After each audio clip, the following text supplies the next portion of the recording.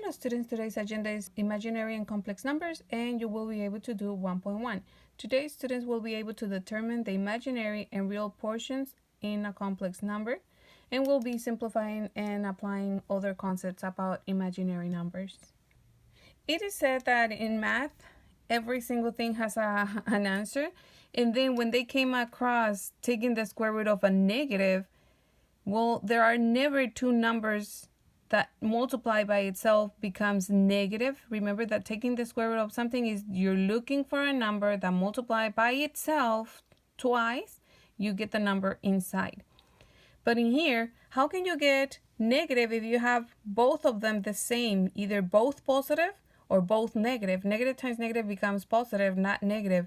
And positive times positive becomes positive, not negative. So when they were trying to take the square root of a negative number, mathematicians said, wait a minute, what's going on? We don't have an answer in here. They came up with the imaginary number to represent the square root of that negative number, okay? And the square root of negatives come across in electricity, especially when they are choosing the correct voltage or cable that they need to wire the electricity in a house, for example. Okay, so in here we have that the square root of -1 will be equals to imaginary number.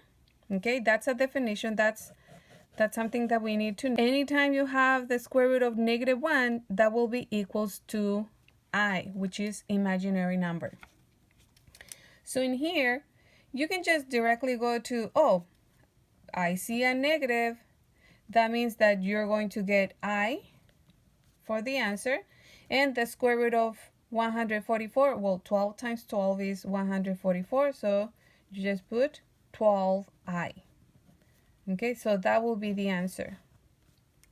Some explanations, they separated first. So they put 144 times the square root of -1. So all they're doing is putting this negative as square root of -1 and just the 144, because positive times negative is negative. 144 times 1 is 144, which is the same thing.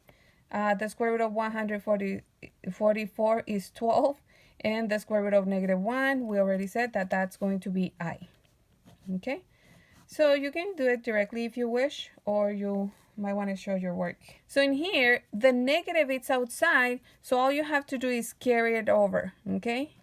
And the square root of 196 is 14, but you can always go to your handy dandy calculator, and you press 196, press the square root, and that's 14. If you're using a different calculator, sometimes you have to press the square root first, and then you press the number inside of the square root. Okay, for the next one, you have negative. I'm just gonna write it down here. Since it's outside, you just bring it over. The square root of negative is imaginary, and the square root of 121 is 11. I recommend that you memorize the first 15 square roots, because that's going to be very helpful. Now let's use what we learned about -1 is equals to I. Well, what about I squared, or I to the 6th, or I to the 9th power? Well, let's raise this to the 2nd power on both sides. Here, the square cancels the square root, and you end up with -1. In here, I to the 2nd power, it says it's just I squared. So anytime that you have I squared, that's equivalent to -1. So for number 4, he says to simplify, well, I squared, we already know that it's going to be equals to -1. Now, what about when we have I to the 6th power? Well, you can break it.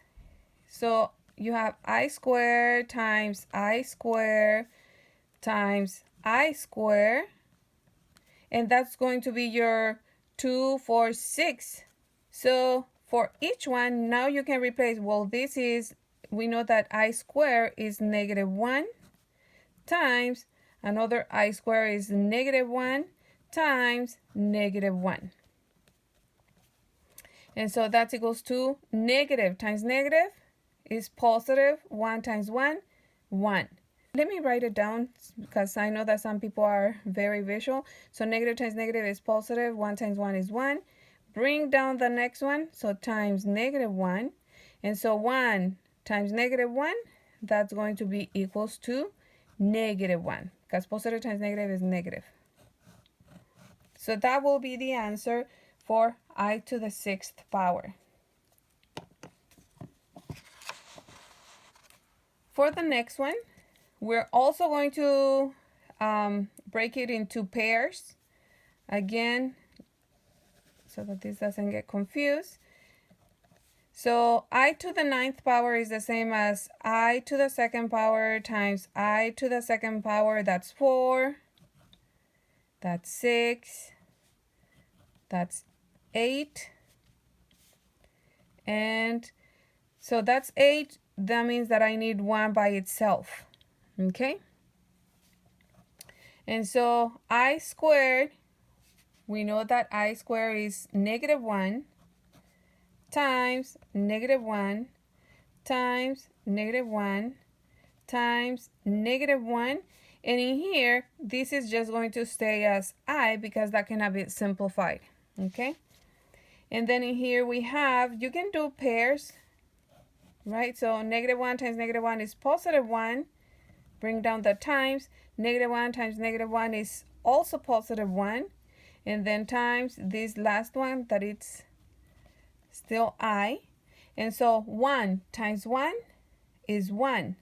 1 times I is just I. It's 1I, but you don't need to put the coefficient 1. So that will be all for that answer. Again, we're going to break it into pairs.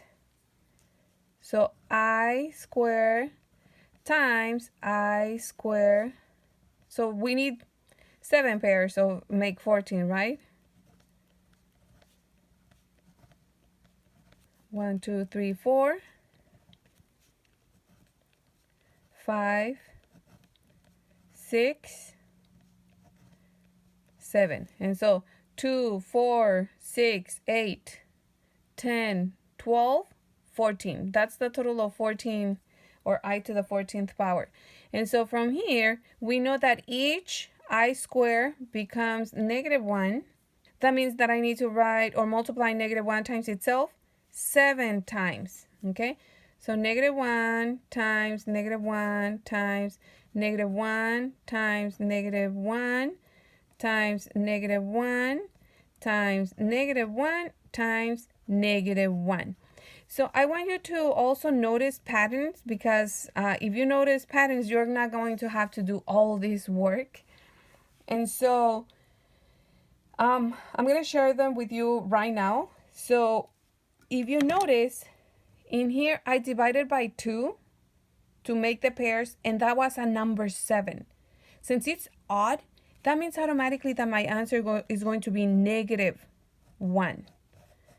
And I'm going to show you in here, it's positive, negative times negative is positive, negative times negative is positive, but then when you multiply these, positive 1 times positive 1 is 1, times positive 1 is 1, times negative 1, because there is a lonely 1, then you get negative 1. And that part might be confusing, so you might have to show all your work so that you don't get confused. But again, for those who do want to learn, the trick is first you divide it by 2. If the answer is even, after you divide by 2, then your answer will be positive 1. If you divide by 2 and the answer is odd, then it's going to be negative 1. And if this is not divisible by 2, you will end up with I in your answer. And even more, this I might be positive or negative, depending on if you take 1 out and then the rest follow this. Okay? For example, if I take away 1, that's going to be 8. But that means that the one that I take away is this one. After I take away 1I to the 8th power. 8 divided by 2 is 4, which is even, that means that it's going to be positive. After I take the I, if the number is odd, then it will be negative I. So I will do number 8 with that trick, and I'll try it both ways so that you can see the difference. Okay, with a shortcut, I take away one of them, and that means that I have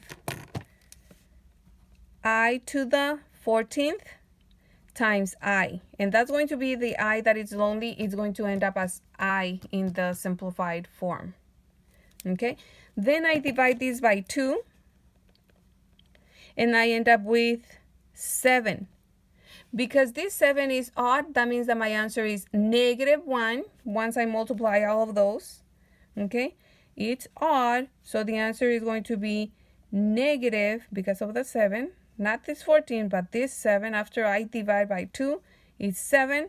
That's odd, so I end up with -1. And I just bring down the I. So with the one we don't need to put it, it's just -I. -1I, but the one you don't put it. Now let me show you doing all the work. Here you have I to the 15, that means I squared times I squared times I squared times I squared times I squared times I squared times I squared. That's your 14. 2, 4, 6, 8, 10, 12, 14. Okay? Times I by itself, and I don't fit it in here, but that's the lonely one. That's going to be the 15th. Then each I squared equals -1. So from here is -1 times -1 times -1 times -1 times -1 times -1 times -1 times I, because the I is not squared. So 1, 2, 3, 4, 5, 6, 7, and then the I.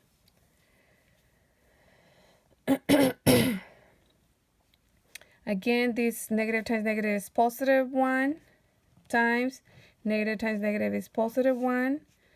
Negative times negative is +1, but then there is a lonely -1 that I cannot multiply with another -1. And I have the I in there. And then positive, so +1 times +1 is +1 times +1, 1 times -1, -1 times I, -1I. But the one you don't need to put it, you just put I. So that's showing all the work. And again, you might want to use the trick. It's up to you which one you prefer. Okay. And I think I would like to show some of the other ones with the trick so that you can see how fast it can go. Okay. So let's do number 5 in here.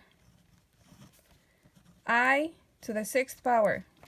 Well, it's already even, so all you have to do is divide by 2. And the answer is 3. That means that it's just -1. Remember, if the answer is odd, the answer is just -1. Once you divide, if the answer is even, it's just going to be +1. And if it's odd before you can even divide, then that's when you have either a positive or a negative I. Okay, number 6. It was I to the 9th. It's already odd. You cannot divide by 2. That means that in the answer you have I already. Okay? That means that you subtracted one of those I, and you have 8 left. That I is right there. Now you're going to divide this by 2, and the answer is even. 8 divided by 2 is 4. 4 is even, so the answer is positive. So it's going to be +1I, which is what we got in here. number 7. We had I to the 14. Well, with the trick, you just divide by 2 and you get 7. 7 is odd, so the answer is -1. So again, if you divide, if it's even and you divide, if it's even, it's positive. If it's odd, it's negative. But then if it's odd before you can even divide, then it's I. And whatever is left, you divide by 2. And if it's even, the I will be positive. If this was odd, the answer will be -I. And so let's do number 8. So number 8, let's do it again so that we can see. It's already odd. That means we already going to end up with 1 I. I subtract that I, and then the rest is 14. Divide by 2. The answer is 7. The 7 tells me that my answer will be, it's odd, so it's negative. And I just bring down the I. Again, if this was even, this would be positive. Okay, like number 6. So now let's compare all of these. When the answers are odd, you immediately know that you're going to have an I. Subtract one of those I's and the rest you divide by 2, and that way you can decide, oh, is the I going to be positive or negative? If this number is divisible by 2 and you get an even, then it's positive. If this number, when you divide, is odd, the I will be negative. So just knowing that these were odd at the beginning, that's the I. For the other ones, those are even from the beginning. That means that there will be no I, no imaginary number. But when you divide by 2, if the number is even, and we don't have an example in here, then this will be +1. But if it's odd, which is both cases, this you got after dividing by 2, you got a 3 and a 7, then the answer was -1. I think I'll just make up another one. Okay, for the next one, I made up another one, and it says I to the 12th power. I noticed that it's even, so that means that there is no imaginary number in the answer. I divided by 2, and the answer is 6, which is even. When it's even, then it's going to be +1. Okay, I know it's a little confusing, but if you want to see more examples or more explanation, leave a message in the comments below, and I will be creating tons of these for you to see more. Also, if you haven't done, please subscribe, follow us, and while you do that, let's continue. Okay, for this one, it says determine the real portion and the imaginary portion. Very simple. These are complex. The reason for which they are complex is because you have a real portion and an imaginary portion. Okay, so the real portion of it is 9 because it doesn't have the imaginary number. So you just put real, and then this will be the imaginary. In this one, this is the real portion, and this is the imaginary. Notice how it doesn't matter if they're positive or negative, as long as if it doesn't have the imaginary, then it's real. If it has the imaginary, then it's imaginary. Here, doesn't matter that we have a negative, this is real. Okay, and we don't have imaginary portion. This is real, even if it's a fraction, it's a real number. And this, because it has the imaginary, then it's the imaginary portion. For number 3, it doesn't have a real number, and the imaginary, and actually it does, it's just +0. 0 is a real number. It's part of the whole number set. And in here, this is the imaginary.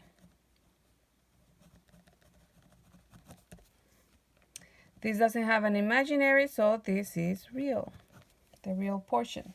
Let's create a complex number. The real portion is A and the imaginary is B.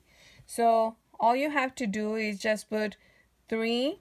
Since that's the real portion, you're going to put, this is positive, so plus 2, and then just add the I to the 2.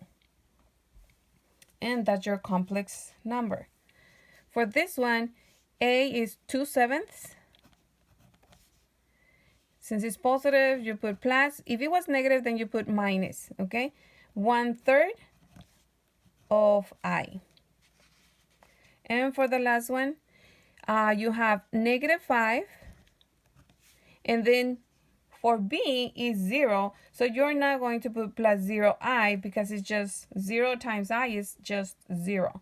So we don't need that, and so the number will be -5. With this, we end our lesson. If you can please give us a thumbs up, subscribe around here. Here is the entire unit, and here you will find the next lesson of this unit.